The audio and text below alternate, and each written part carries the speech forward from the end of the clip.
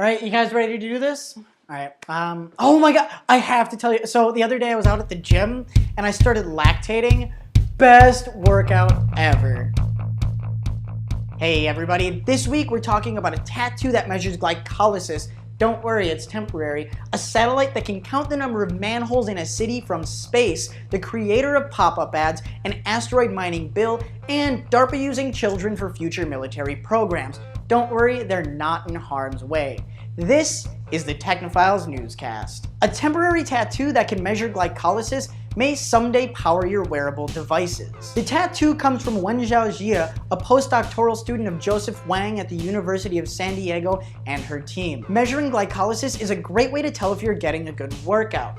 When you sweat from a good workout, you produce lactate through glycolysis. The more you sweat, the more lactate you produce. Yes, men, you can now tell your significant other just how much you lactated the other day. Right now, the best way to measure lactate is to do blood draws. This is common in athletes who are expected to work out, stop their workout so that they can get their blood drawn, and then immediately go back to working out. These temporary tattoos are far less invasive ways of measuring lactate and can produce energy from your sweat, meaning you may eventually be able to power your wearable devices with them. Athletes everywhere must be so relieved that these blood draws may soon be a thing of the past. A new satellite was just recently launched into space, and while it went largely unnoticed by many people, it will slowly start to change our entire lives. How this satellite managed to go unnoticed by pretty much everyone is beyond me, because this satellite is out of this world. 386 miles out of this world to be exact. This satellite is carrying the fastest, highest resolution superspectral imaging capabilities on the market, which when you listen to it, sounds like a guy with a philosophy degree who just strings together abstract non-committal words to make something that actually doesn't have any meaning. So let's break it down. This satellite creates images so crisp, you can count the number of crops in a field or the number of manholes in a city. It can also send large amounts of data so quick that it can map the entirety of the United States in just 2 days. While super detailed, it can't make out something like, say, your face. So you don't have to worry about it making out you and your lover's faces while you're smooching down at makeout point. Ethan Zuckerman isn't known by most people, but everyone knows and loathes his invention, the pop-up ad. While Zuckerman was working for Tripod.com, a company complained that their ad was populating on and being associated with an adult website. So Zuckerman created a solution that didn't associate the ad with the website, but was still a part of the site's advertising. The pop-up ad. In an editorial on The Atlantic, Zuckerman apologized for creating the pop-up ad and for promoting an advertising-based World Wide Web. He believes that while the ad-based model dominates the World Wide Web currently, it doesn't have to.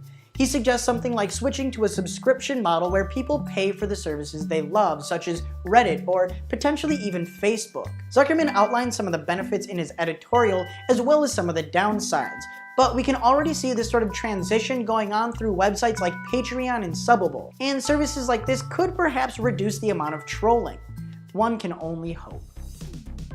The United States is known for being behind the curve when it comes to passing legislation, especially when it relates to technology. The most recent example, the FAA and their failure to produce anything regarding commercial use of drones. But for once in Congress's lifetime, they seem to be ahead of the curve, looking towards a bright future of mining asteroids. A new bill focuses on granting private entities the right to the resources that they mine from space. Some are skeptical, saying that this violates international space law, which says that no state may claim sovereignty over a celestial body by means of use or occupation or by any other means. Whether asteroids count as celestial bodies, well, that's up for debate.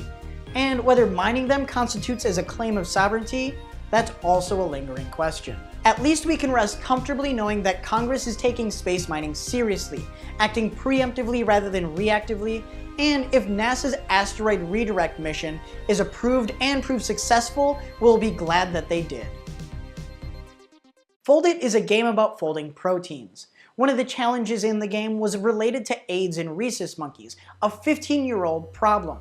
Gamers solved it in 10 days. While amazing, many probably don't know that the game was made by the Center for Game Science, or CGS. Even more probably don't know that the CGS is funded, in part, by DARPA. Jager Gravning did some digging and found out that the CGS was given $12 million in funding in 2012. That's 4 times the amount that the Gates Foundation gave CGS. CGS has several projects, some of which are games that learn to teach better. The game is almost like an AI that learns all about an individual player and then changes itself to suit each individual. CGS has a focus on STEM fields: science, technology, engineering, and mathematics.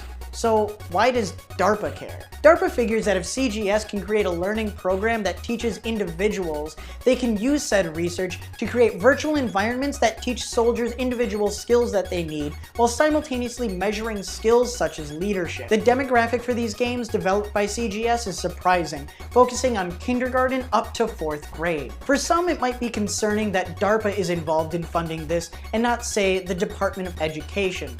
But perhaps we should just be glad that this is getting any funding at all. That is it for the Technophiles Newscast. Thank you guys so much for watching.